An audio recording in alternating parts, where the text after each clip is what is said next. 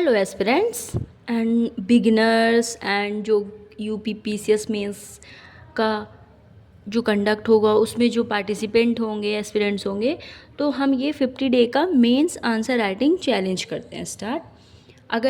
अगर आपको ये हेल्पफुल होगा और चेंजेस दिखेंगे आपको तो सपोर्ट करेंगे, उसके अकॉर्डिंग ये और भी ज़्यादा हम इसको कंटिन्यू करेंगे। तो सबसे पहले हम आंसर राइटिंग की बात कर रहे हैं, तो मैं आपको फर्स्टली स्टार्ट नहीं कर देती कि आंसर राइटिंग कैसे लिखना है, मतलब क्या आंसर राइटिंग की कोई एक क्वेश्चन उठाया और मैंने ये एक्सप्लेन कर दिया, नहीं, हम ऐसा नहीं करेंगे। फर्स्टली मैं आपको बता दूं कि हमें कौन कौन से स्टेप्स पे ध्यान देना है, कौन कौन से स्टेप्स जो हैं वो वर्क करते हैं और किस चीज़ को एक बेस बनाकर आंसर राइटिंग का जो फॉर्मेट है वो हमें करना है। तो आंसर राइटिंग की फॉर्मेट वगैरह भी सीखना है। मैं आपको बताऊंगी कि एक आंसर राइटिंग कैसे कंप्लीट हो सकता है, कैसे आप उसको इनरीच कर सकते हैं पॉइंट्स टू पॉइंट।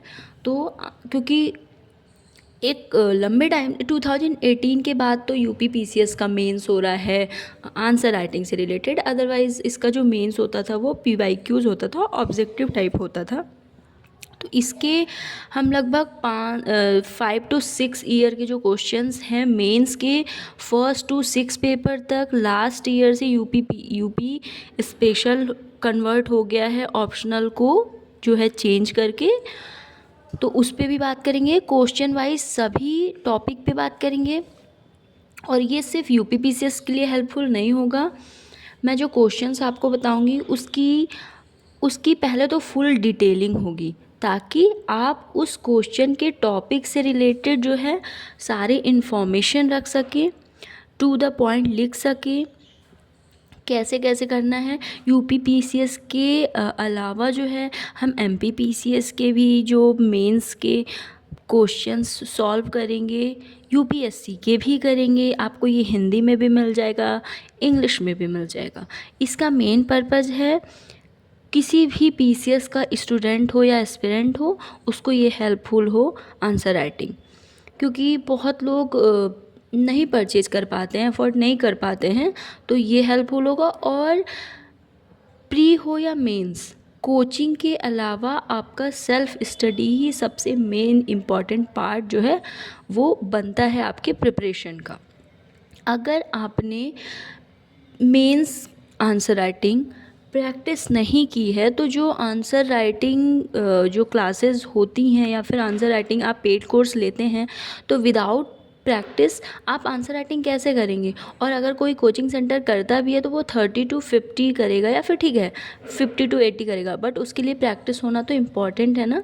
तो इसीलिए ये मेरा मेन पर्पज़ रहेगा। अगर आप कोचिंग अफोर्ड कर सकते हैं, अगर आप मेंस की कहीं पे प्रैक्टिस पेपर ले रहे हैं, ज्वाइन कर रहे हैं, तो इट्स गुड, बट जो है ये भी आपको काफ़ी हेल्पफुल होगा। तो जितने मेरे पीवाईक्यूज़ होंगे, प्रीवियस ईयर के क्वेश्चन, सबसे ज़्यादा मेरा मेन फोकस उसी पे बात पे होगा, या फिर करंट से रिलेटेड अगर कोई टॉपिक इम्पॉर्टेंट हो रहा है तो उससे रिलेटेड होगा। इसका मेन पर्पज़ है, अगर हिस्ट्री में 10 पॉइंट्स हैं एंशियंट हिस्ट्री के, तो ये बताइए अगर एवरी ईयर एग्ज़ाम कंडक्ट हो रहा है यूपीएससी का, यूपी पीसीएस का, एमपीपीएससी का या फिर बिहार पीएससी का, तो क्वेश्चंस ठीक है, क्वेश्चन का जो पूछने का तरीका है वे चेंज हो सकता है, बट टॉपिक तो एक होगा। जैसे इंडस वैली सिविलाइजेशन है, आपके ने उसके बारे में कम्प्लीटली पढ़ लिया है। अब ये बताइए, ठीक है, किसी ने इंडस वैली सिविलाइजेशन का डिस्ट्रॉय कैसे हुआ था वो पूछ सकता है, किसी ने पूछा ओरिजिन कैसे हुआ वो पूछ सकता है, किसी ने पूछा कि इनकी जो नगरीय सभ्यता थी, सिविलाइजेशन जो थी वो मॉडर्न थी, है ना, ये पूछ सकता है। बट उसका मेन टॉपिक तो इस इंडस वैली सिविलाइजेशन ही होगा ना, अब वो तो चेंज नहीं हो सकता है। तो मेन पर्पज़ जो पीवाई क्यूज सॉल्व करने का है वो आपको कई तरीके से हेल्प करता है। फर्स्टली वो आपको प्रैक्टिस करवाएगा, सेकेंडली वो आपको पैटर्न समझाएगा कि किसी भी एग्ज़ाम में कौन सा पैटर्न जो है वो यूज़ हो रहा है, आपको उसके बारे में ब्रीफ नॉलेज होगी, कंप्लीटली नॉलेज होगी। आपको जो टाइम मैनेजमेंट करना है मेंस के टाइम पे, जैसे 8 मिनट में कंप्लीट करना है या 10 मिनट में कंप्लीट करना है, तो वो टाइम मैनेजमेंट भी होगा। स्टार्टिंग में अगर थोड़ा प्रॉब्लम होती है, टाइम लगता है, कोई प्रॉब्लम नहीं है, क्योंकि स्टार्टिंग में जब हम लिखते हैं हमें फैक्ट हो या फिर कैसे फॉर्मेट है वो इतना ईज़िली याद नहीं आता है। बट जब आप वो कंटिन्यू प्रैक्टिस करते हैं ना, तो आपका हाथ जो है वो ऑलरेडी ऑटोमेटिक चलने लगता है, आपको सोचना नहीं पड़ता है। इसलिए प्रैक्टिस इम्पॉर्टेंट है। मैं आपको ऑलमोस्ट कोशिश करूँगी 2 से 3, बट 2 क्वेश्चंस तो कंफर्म है कि डेली आपको मिल जाएगा PYQ से रिलेटेड। ओके, तो हम स्टार्ट करते हैं। सबसे पहले मैं आपको बता देती हूँ कैसे गुड आंसर राइटिंग करना है और कैसे टाइम मैनेजमेंट करना है। ओके, तो कोई भी आंसर अगर आपको लिखना है, प्रैक्टिस करनी है, तो जो हमारा फर्स्ट स्टेप है। अच्छा, एक बात बताइए, अगर आपसे कभी कोई किसी टॉपिक पे बात करता है, जैसे उसने आपसे बात किया कि इंडस वैली सिविलाइजेशन जो है, सिंधु सभ्यता जो है, वो कैसे नगरीय सभ्यता हुई, कैसे अर्बन सिविलाइजेशन मानी गई, तो आप सबसे पहले उस अर्बन सिविलाइजेशन के क्या क्या फ़ीचर्स होते हैं, क्या क्या कैरेक्टरिस्टिक्स होती हैं, पहले उसके बारे में जानेंगे। फिर कंपेयर करेंगे कि क्या क्या उन्होंने ये सारी चीज़ें की हैं। तो ये एक अंडरस्टैंडिंग बनी ना, आपने पहले ब्रीफली उसे जाना, अंडरस्टैंडिंग बनी, तब उस क्वेश्चंस को टैकल करेंगे या फिर सॉल्व करेंगे। अब ऐसा तो है नहीं कि आप उसने अर्बन सिविलाइजेशन पूछा बट आप बता रहे हैं कि उसका डिस्ट्रॉय कैसे हुआ, उसका ओरिजिन कैसा हुआ। आप क्या कर रहे हैं, एग्जामिनर का जो है टाइम लॉस कर रहे हैं, आप टाइम वेस्ट कर रहे हैं। उसे इसमें कोई इंटरेस्ट नहीं आएगा, उसको टू द पॉइंट देखना है कि आपने सबसे पहले क्या समझा। तो फर्स्ट जो स्टेप होता है वो होता है understand the questions and parts. Questions भी कई टाइप के होते हैं। वो पूछते हैं कि नगरीय सभ्यता कैसी थी, आप इसे कैसे समझते हैं, और वर्तमान में ये कैसे सहायक है। अब आप देखिए, इसमें इसने 3 पार्ट पूछा। पहले तो वो कौन कौन सी फीचर्स हैं, फिर प्रेजेंट टाइम में वो कैसे कैसे हेल्पफुल होगा, उसने ये भी आपसे जो है वो पूछा। तो सबसे पहले अंडरस्टैंड द क्वेश्चंस, क्वेश्चन समझ लिया। पार्ट्स मतलब उसमें क्या क्या वो पूछना चाह रहे हैं हमसे, ये हमने जान लिया। तो इंट्रोडक्शन, अब फिर यहाँ से स्ट्रक्चर स्टार्ट होता है, आंसर राइटिंग का स्ट्रक्चर स्टार्ट होता है। स्ट्रक्चर जो है, सबसे पहले आप कोई भी टॉपिक होगा, आप सबसे पहले इंट्रोडक्शन देंगे उसका। जनरली जो हिस्ट्री पोर्शन है उसके भी ऐसे बहुत सारे टॉपिक्स हैं जो प्रेजेंट में या करंट अफेयर्स में हुए होते हैं, हैपनिंग चीज़ें हुई होती हैं। बट जनरली हिस्ट्री को अगर हम हटा दें तो हमारा ज्योग्राफी हो, पॉलिटी हो, इकोनॉमी हो, या फिर एथिक्स पेपर हो, या फिर यूपी स्पेशल हो। आप एक चीज़ देखना कि अगर पॉलिटी से रिलेटेड है, ठीक है, सुप्रीम कोर्ट, अब उसने बोला कि सुप्रीम कोर्ट के बारे में आप क्या जानते हैं। तो सबसे पहले इंट्रो का बेस्ट पार्ट होता है, अगर एग्ज़ामिनर से अपने आंसर राइटिंग में मेन जो पॉइंट्स है या फिर मार्क्स गेन करने का सबसे बेस्ट पॉइंट है, सबसे पहले आप इंट्रो में डाल दीजिए कि प्रेजेंट में आपने कैसे सुप्रीम कोर्ट की चीज़ें देखी। जैसे अभी CJI गवई जी के बारे में चल रहा है, आप एक डायरेक्ट ये चीज़ नहीं डालेंगे, बट आपने बोला कि वर्तमान समय में सुप्रीम कोर्ट कैसे हमें समझ में आ रहा है या कैसे वर्क कर रहा है। उसके बाद आप बॉडी से स्टार्ट करेंगे। अब बॉडी से स्टार्ट करेंगे, जैसे कि आपने देखा कि कैसे साइक्लोन जो है ग्लोबल वार्मिंग कैसे इफ़ेक्ट कर रहा है ह्यूमन बींग्स को। तो आपने सबसे पहले ग्लोबल वार्मिंग के बारे में अभी जाना आपने, जिससे आपने बता दिया कि हम देख रहे हैं बहुत ग्लोबल वार्मिंग ये है और इसका जो इफ़ेक्ट है वर्तमान समय में ऐसा देखा जा रहा है। तो ये आपने प्रेजेंट डाल दिया, तो एग्जामिनर को पता है कि आप करंट अफेयर्स के साथ चीज़ें लिंक कर रहे हैं, मतलब आप अपडेटेड हैं। और आप एज एडमिनिस्ट्रेटिव एस्पिरेंट जो है उनको यही एक्सपेक्टेशन होती है कि जब आप as a government employee work करेंगे, एस्पिरेंट्स वर्क करेंगे, तो आप चीज़ों को कैसे वे फॉरवर्ड में प्रेजेंट को लेकर चल पाएंगे। ठीक है, फिर बॉडी जो स्टार्ट होगी वो हेडिंग से स्टार्ट होगी। हेडिंग्स में आप बता सकते हैं कि ग्लोबल वार्मिंग क्या है, ग्लोबल वार्मिंग का इस इफ़ेक्ट जो है वो कैसे कैसे निगेटिव वे में इफ़ेक्ट कर रहा है ह्यूमन बीइंग्स को, हमारी इकोनॉमी को, हमारे गवर्नमेंट पॉलिसीज़ को, है ना, क्योंकि बहुत सारी गवर्नमेंट पॉलिसीज़ भी इससे इंटरप्ट होती हैं निगेटिव वे में। ठीक है, उसके बाद सब पॉइंट्स आ जाते हैं इसमें। पॉइंट्स मिनिमम तो एटलीस्ट 5 होना चाहिए। तो जनरली आप सोशल, इकोनॉमी, पॉलिटिकल कैसे वो इफ़ेक्ट डाल रहे हैं ना, ये ऐड करने की कोशिश करेंगे। आप डायग्राम्स, अब अगर पूछता है कि वैदिक सभ्यता के बारे में बताइए, तो वैदिक सभ्यता के बारे में तो आप डायग्राम नहीं बता सकते हैं। ठीक है, कोशिश करिए कि आप मैप में वैदिक सभ्यता जो है वो कहाँ कहाँ पॉइंट आउट होती है, बस आप उतना बता सकते हैं। बट अगर ज्योग्राफी में चीज़ें पूछता है कि साइक्लोन के बारे में ही अगर पूछा, तो आप बता सकते हैं इंडिया का मैप बनाएंगे, कैसे साइक्लोन किस एरिया से इफेक्ट डालता है, जनरली कौन सा एरिया सबसे ज़्यादा इफेक्टेड होता है, ये डायग्राम्स हो जाते हैं। फैक्ट्स बता देंगे कैसे साइक्लोन से रिलेटेड अभी कौन कौन से साइक्लोन्स आए और उसने कैसे इफेक्ट डाला, तो वो एक फैक्ट हो जाता है। कीवर्ड्स, एग्ज़ामिनर का मेन पर्पज़ है उस क्वेश्चन को आपने कितना समझा, और उस क्वेश्चन में, ठीक है, एग्ज़ामिनर बिल्कुल जीरो है, एग्ज़ामिनर को कुछ नहीं आता, आप ऐसा समझ लीजिए। फिर ये बताइए, अगर क्वेश्चन पूछा जा रहा है कि साइक्लोन क्या है, अब आप घुमाएंगे फिराएंगे कि साइक्लोन का क्या है, मतलब ये नहीं बता रहे कि साइक्लोन क्या है और कैसे इफेक्ट डालता है, बस आप कहानी बताए जा रहे हैं कि हाँ हमने एक बार का साइक्लोन सुना था, चक्रवात आया था, हम बचपन में थे, या फिर हमने साइक्लोन के बारे में न्यूज़पेपर में सुना था। ये प्रोडक्टिव नहीं है। बट आप बताएंगे साइक्लोन क्या है, साइक्लोन का इफ़ेक्ट ह्यूमन पे कैसे पड़ता है, वो हमारी लिविंग थिंग्स जो भी हैं, चाहे हमारे एनिमल्स हो, सबको कहीं ना कहीं इफ़ेक्ट डालता है निगेटिव वे में, वैसे कैसे वर्क कर रहा है, उसका यूज़फुल कैसे कर पा रहा है, अगर वो पावर हमें दे रहा है तो, है ना, तो वो आपने डाल दिया। चैलेंजेज, किसी भी टॉपिक के बारे में कोशिश करिए चैलेंजेज की, कि चैलेंजेस कैसे हमें शो करना है। अब चैलेंजेस आप एंशियंट हिस्ट्री में नहीं ऐड कर सकते हैं, आप हिस्ट्री में नहीं ऐड कर सकते हैं कि मतलब पास्ट में क्या चैलेंजेस उन्होंने फेस किए, वो ठीक है। बट अगर आप एक हिस्ट्री के अलावा अगर क्वेश्चन सॉल्व कर रहे हैं, तो आप कोशिश करिए कि उस टॉपिक से रिलेटेड क्या क्या चैलेंजेज हैं। गवर्नमेंट जो है, हाँ, मतलब देखिए, क्योंकि आप एक एडमिनिस्ट्रेटिव पर्सन हैं, आप गवर्नमेंट के ही पॉलिसीज़, स्कीम्स और लोगों के ही लिए लॉयल होंगे ना, उन्हीं के लिए आप वर्क कर रहे हैं, आप एम्प्लॉय बने हैं, तो आप गवर्नमेंट पॉलिसीज़ पे फोकस करेंगे, आप गवर्नमेंट पॉलिसीज़ बताएंगे कि हमारी जो गवर्नमेंट है वो क्या क्या स्टेप्स ले रही है।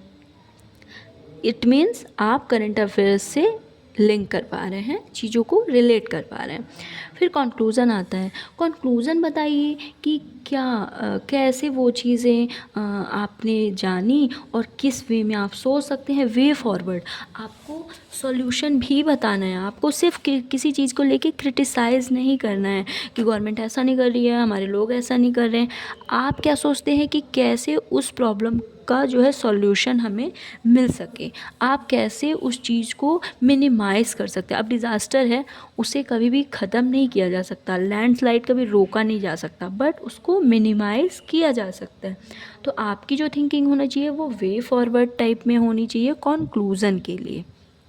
ठीक है, अब आप ये प्रैक्टिस कैसे करेंगे, जैसे जो मैंने बताया मेंशन कमेटीज़। अब जो पॉलिटी से रिलेटेड है, आप उसमें कमेटीज़ बता सकते हैं। आप देखेंगे कि कोई भी प्रॉब्लम होता है तो उससे रिलेटेड हमारी कमेटीज़ बनाई जाती है मेंबर्स की, जो डिसीज़न लेते हैं कि वो चीज़ें सही थी या नहीं, या फिर वो जो जजमेंट था वो सही है या नहीं। कॉन्स्टिट्यूशन आर्टिकल्स हो गए, आर्टिकल्स तो आपने देखा होगा कि आपकी एक जो after birth to before death के पहले मोस्टली चीज़ें आर्टिकल्स से ऐड हैं, वो शादी का हो, आपके बोलने का हो, आपके लिविंग का हो, आपके जो बेसिक राइट्स हैं, हवा, पानी, खाने का, वेजेस का, लेबर्स का, है ना, वीमेन का अलग, ओल्ड एज का अलग। तो आपने देखा आर्टिकल्स कहीं ना कहीं उन सब चीज़ों से रिलेटेड ऐड हैं। आप टॉपिक में इंटरनेशनल ट्रीटीज़ डाल सकते हैं। अगर कोई चीज़ इंटरनेशनली अगर इन्वायरमेंट से रिलेटेड आता है तो इन्वायरमेंट से रिलेटेड आपने देखा होगा बहुत सारे एक्ट्स हैं जिसमें एनिमल्स की भी सेफ्टी है, ह्यूमन राइट्स की भी सेफ्टी है। एसडीजी गोल्स हो गए, सस्टेनेबल डेवलपमेंट गोल जो कि हमारी गवर्नमेंट ने बनाया है, टोटल 17 है। अब कहीं पे पानी से रिलेटेड प्रॉब्लम है तो आप उसको एसडीजी उसमें पॉइंट आउट कर सकते हैं कि किस एसडीजी में जो है हमारे वाटर के बारे में बात की गई है। ठीक है, ये सब आपके आंसर को इन्हेंस करते हैं। तो आज मेरा फर्स्टली यही पर्पज़ है, तो मैं आपको बेसिक बता देती हूँ क्या क्या हमें करना चाहिए। हमें जो है केस स्टडीज़ सॉल्व करना चाहिए, उससे हमारा जो माइंड पावर है वो काफ़ी अच्छा वर्क करता है। मैप्स बना सकते हैं जैसे कि ज्योग्राफी से रिलेटेड, इंटरनेशनल रिलेशन, जैसे कि अब अंतर्राष्ट्रीय संबंध बता रहे हैं कि मोदी जी ने इज़राइल में जाके अपनी डेवलपमेंट साइंस से रिलेटेड डेवलपमेंट के बारे में चीज़ें ली, या फिर तो आपने समझा ना कि बताइए कि इज़राइल मैप में कहाँ पे सिचुएटेड है, उसकी पोजीशन क्या है। इट मीन्स आप चीज़ें रिलेट कर पा रहे हैं। इंटरलिंक जीएस टॉपिक्स ऑप्शनल में भी आप चीज़ें ऐड कर सकते हैं। जनरली आप देखेंगे हमारे 26 हमारा 15 अगस्त 26 जनवरी को जो स्पीचेज़ होते हैं पीएम के, प्रेसिडेंट के, उनमें बहुत सारे की पॉइंट्स होते हैं। आप जनरली क्वेश्चन देखना ना, यूपीएससी के स्पेशली की पॉइंट से रिलेटेड बहुत क्वेश्चंस होते हैं, तो वो उनकी स्पीचेज़ इंपॉर्टेंट हो जाती हैं। मल्टी डायमेंशंस आप यूज़ कर सकते हैं, पॉलिटिकल, इन्वायरमेंटल, सोशल, है ना। क्वेश्चंस 2 टाइप के आते हैं, एक शॉर्ट आते हैं, एक लॉन्ग आते हैं इन यूपीपीसीएस।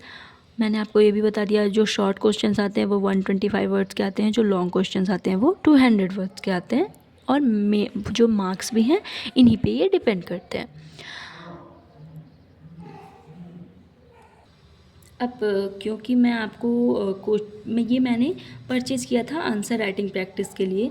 देखिए ऐसी हमारी जो है यूपीपीसीएस की मेंस की कॉपी मिल जाएगी आपको,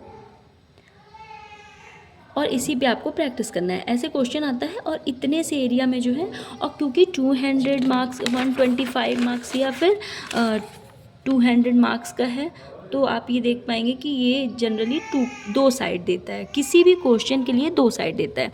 अब क्योंकि मैक्सिमम जो वर्ड्स हैं वो 200 वर्ड्स ही हैं, तो इतना जो है 2 साइड इनफ होता है।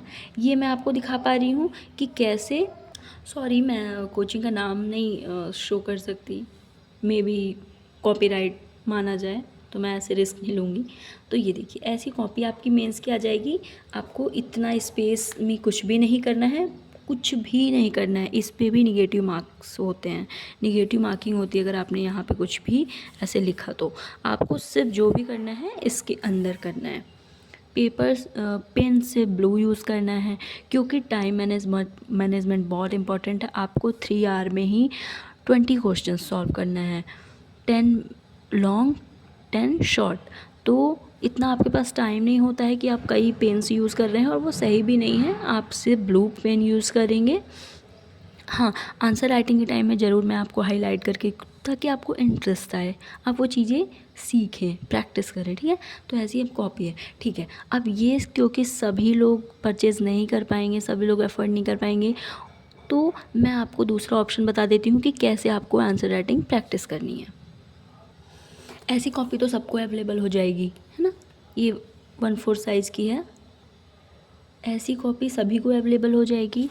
हमें ऐसे लाइनिंग कर देना है। अगर आपको मार्केट में ये मिल जाती है ईज़िली तो अच्छी बात है, अदरवाइज़ आप ऐसे कर सकते हैं और आंसर राइटिंग की प्रैक्टिस कर सकते हैं। ठीक है, ये देखिए, तो अब कोई प्रॉब्लम नहीं है कॉपी से रिलेटेड।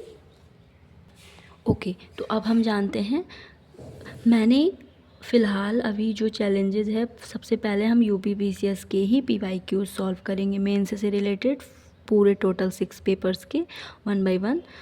तो आज हम क्वेश्चन सॉल्व करना स्टार्ट करते हैं। ये देखिए, ये क्वेश्चन जो है, वैदिक साहित्य का परिचय दीजिए। ये 2023 के यूपीपीसीएस के जीएस पेपर फर्स्ट में आया था ये क्वेश्चन। अब आपको इसको जैसे मैंने आपको ये स्ट्रक्चर बताया था, वैसे वैसे ये आंसर राइटिंग है। देखिए, सबसे पहले मैंने इंट्रोडक्शन दिया। अब क्योंकि ये करंट बेस्ड तो नहीं हो सकता, वैदिक साहित्य से रिलेटेड आप करंट तो कुछ भी नहीं डाल सकते। हाँ, अगर कुछ रिसर्च होता है, कुछ मिलता है, तब की बात अलग है।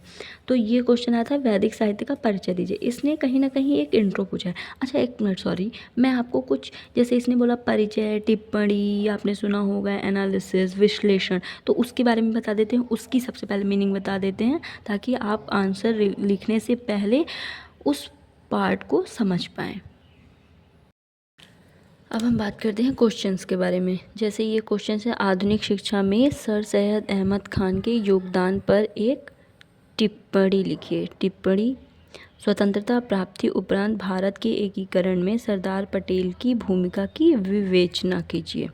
जर्मनी एकीकरण में बिस्मार्क की भूमिका का मूल्यांकन कीजिए। तीनों वर्ड अलग अलग हैं, ऐसा नहीं है कि जैसे मैंने बताया था कि किसी के परिचय के बारे में पूछ रहा है या किसी फीचर्स के बारे में पूछ रहा है तो हम सारी कहानी लिख देंगे। टिप्पणी का मतलब अलग हो जाए। टिप्पणी मतलब कमेंट, उस कमेंट मतलब किसी विषय पर संक्षिप्त अपनी राय देना, या राय देना कि मतलब क्या ये सच में है कि आधुनिक शिक्षा में सर सैयद अहमद खान का जो योगदान था वो आधुनिक शिक्षा में भी महत्वपूर्ण माना गया है। तो हमें इस पर कमेंट करना है कि हाँ, हमें प्रूव करना है कि हाँ, हम सोच पा रहे हैं कि ये सारी चीज़ें ऐसी हुई थी। स्वतंत्रता प्राप्ति के उपरांत आफ्टर फ्रीडम भारत के एकीकरण में सरदार पटेल की भूमिका की विवेचना, विवेचना मतलब डिस्कशन, उस विषय के विभिन्न पहलू पर विस्तार से चर्चा मतलब बताना। तो जैसे भूमिका है जो भी है हमारे सरदार पटेल की, हम बताएंगे कि किस किस वे में जो है उन्होंने स्वतंत्रता को के बाद एकीकरण में वो सहायक हुए। जर्मनी एकीकरण में बिस्मार्क की भूमिका का मूल्यांकन कीजिए। मूल्यांकन मतलब इवैल्यूएशन, इवैल्यूएशन किसी वस्तु या व्यक्ति के मूल्य, गुणवत्ता, उपयोगिता को निर्धारित करना होता है, इसका मतलब इवैल्यूएशन। एक और होता है व्याख्या करना, एक्सप्लेनेशन, जटिल विषय या पाठ को इजी, सरल बनाना। एक होता है विश्लेषण, एनालिसिस, शब्दों छोटे छोटे भाग पार्ट में उसको डिवाइड करके उसकी बेहतर जो है वो समझ की प्रक्रिया, मतलब उसको इजी वे में समझाना। तो ये कुछ 5 से 6 पॉइंट्स हैं जो क्वेश्चंस में बहुत इंपॉर्टेंट होता है कि हमें उस क्वेश्चन से रिलेटेड क्या चीज़ें करनी है, मूल्यांकन करना है, विवेचना करना है, या फिर टिप्पणी करना है, कमेंट या फिर डिस्कशन या फिर इवैल्यूएशन या एक्सप्लेनेशन या एनालिसिस। इस चीज़ का भी ध्यान रखेंगे। अब हम क्वेश्चन स्टार्ट करते हैं। अब जैसे ये है क्वेश्चन, वैदिक साहित्य का परिचय दीजिए। तो सबसे पहले हमें वैदिक साहित्य के बारे में जानना है। तो क्या है, वेदों से प्राप्त वैदिक साहित्य हिंदू धर्म की नींव बनाता है। क्योंकि यहाँ पे हमें परिचय देना है तो ऑलमोस्ट थोड़ा थोड़ा करके हम उसके बारे में सब कुछ बताएंगे। वेदों से प्राप्त वैदिक साहित्य हिंदू धर्म की नींव बनाता है, जिनमें ऋचाएँ, अनुष्ठान, मंत्र और प्रार्थनाएँ शामिल हैं। 4 वेदों में वर्गीकृत है हमारा जो है वैदिक सभ्यता जो है, ऋग्वेद, सामवेद, यजुर्वेद और अथर्ववेद। 3 टाइम पीरियड में डिवाइड है, संहिता, ब्राह्मण, उपनिषद। फिर वैदिक साहित्य को प्राचीन समय में लिखित रूप में संस्कृत का प्रयोग किया जाता था। वैदिक साहित्य टाइम इन्हें प्रयोग के अनुसार 4 मुख्य भागों में विभाजित किया गया है। संहिता सबसे प्राचीन एवं मानी जाती है, ऋचाओं एवं प्रार्थनाओं एवं मंत्रों का संकलन है। इसमें ऋग्वेद, सामवेद, यजुर्वेद एवं अथर्ववेद में बांटा गया है। ब्राह्मण रीति रिवाज, समारोहों की व्याख्या, वैदिक अनुष्ठान की व्याख्या। इसमें उदाहरण जैसे ऐत्रेय ब्राह्मण जो कि वो ऋग्वेद का पार्ट है और शतपथ जो कि यजुर्वेद का है। फिर जो है आरण्यक, कर्मकांडीय ब्राह्मणों व दार्शनिक उपनिषदों के बीच सेतु का काम करता है आरण्यक। एग्जाम्पल बृहदारण्यक जो कि यजुर्वेद का है। उपनिषद दार्शनिक व रहस्यवादी ग्रंथ जो वास्तविकता एवं स्वयं एवं अंतिम सत्य की प्रकृति का पता लगाता है। उदाहरण है छांदोग्य उपनिषद जो कि सामवेद का है, मुंडक उपनिषद जो कि अथर्ववेद से है। हालांकि वैदिक साहित्य को मुख्यतः 2 भागों में 2 प्रकार है वैदिक साहित्य के, श्रुति साहित्य एवं स्मृति साहित्य। श्रुति शब्द का अर्थ सुनना और पवित्र ग्रंथों का वर्णन करता है, जिसमें ब्राह्मण, आरण्यक, उपनिषद और शामिल है। स्मृति साहित्य का अर्थ है याद किया जाना, जिसमें वेदांग, दर्शन, पुराण, इतिहास, उपवेद, तंत्र, आगम शामिल है। सभी वेद मिलकर अपनी समृद्ध भाषा, ज्ञान और सामग्री के माध्यम से भारत की सांस्कृतिक विरासत का प्रतिनिधित्व करते हैं। हमें सामाजिक, सांस्कृतिक, इतिहास, औपचारिक अनुष्ठानों, सामाजिक मानदंडों और कानूनों के बारे में गहराई से जानकारी देते हैं। ये हमारा कंक्लूजन हो गया। जीएस पेपर का ही जो सेकंड क्वेश्चन आया था यूपीपीसीएस में 2023 में, आधुनिक शिक्षा में सर सैयद अहमद खान के योगदान पर एक टिप्पणी लिखिए। तो इसका जो आंसर होगा, क्योंकि 125 वर्ड्स में लिखना है, 8 मार्क्स का है। ये इंट्रोडक्शन हो गया कि 19वीं सदी के समाज सुधारक और दूरदर्शी नेता सर सैयद अहमद खान ने आधुनिक शिक्षा को बढ़ावा देकर भारतीय मुस्लिम समुदाय को सशक्त बनाने में महत्वपूर्ण भूमिका निभाई। इनके जो योगदान है, जैसे मैंने बताया था कि सब टाइटल्स हो जाएंगे, बॉडी हो जाएगी, उसमें हेडिंग्स, सब हेडिंग्स, पॉइंट्स, डायग्राम, फैक्ट और कीवर्ड्स हैं। क्योंकि ये एंशियंट हिस्ट्री से रिलेटेड है तो डायग्राम और फैक्ट दे सकते हैं, बट डायग्राम देना पॉसिबल नहीं है। मोहम्मद एंग्लो ओरिएंटल कॉलेज की स्थापना 1875 में अलीगढ़ में। इसने आधुनिक शिक्षा में, मुस्लिमों में आधुनिक शिक्षा देने का काफ़ी महत्वपूर्ण भूमिका निभाई। आधुनिक शिक्षा का प्रसार पारंपरिक इस्लामिक शिक्षा के साथ आधुनिक वैज्ञानिक और पश्चिमी शिक्षा प्राप्त के लिए प्रोत्साहित किया। अलीगढ़ साइंटिफिक सोसाइटी स्थापना, वैज्ञानिक साहित्य का प्रकाशन कर समाज में आधुनिक विज्ञान की जागरूकता। महिला शिक्षा को बढ़ावा, महिला से रिलेटेड भी शिक्षा को बढ़ावा दिया गया था, जो कि आधुनिक शिक्षा को ही प्रभावित करता है। क्षेत्रीय भाषाओं का महत्व, शिक्षा में क्षेत्रीय भाषाओं का समझाना बहुत आवश्यक माना जाता था उनके टाइम पे। 6 जो पॉइंट है, उनकी साहित्यिक कृतियाँ प्रगतिशील सोच, तर्कसंगतता, दूरदृष्टि मुस्लिम समुदाय के विकास को दर्शाती है। ये हो गया। और हमारा एक कंक्लूजन हो गया। उपरोक्त विवरण से ज्ञात होता है कि सर सैयद अहमद खान का योगदान शिक्षा, सामाजिक सुधार और मुस्लिम समुदाय के सशक्तिकरण के लिए प्रेरणा बना हुआ है। तो लगभग ये 125 वर्ड्स, अगर थोड़ा बहुत ज़्यादा है तो हम कोशिश करेंगे लिमिटेड वर्ड्स में ही लिखें। ये ज़्यादा हो गया है, मैंने कहीं ना कहीं पूरा बता दिया है, बट हमें लिमिटेड वर्ड्स में ही लिखना है। इस चीज़ का हमें ध्यान रखना है। For today, thank you so much.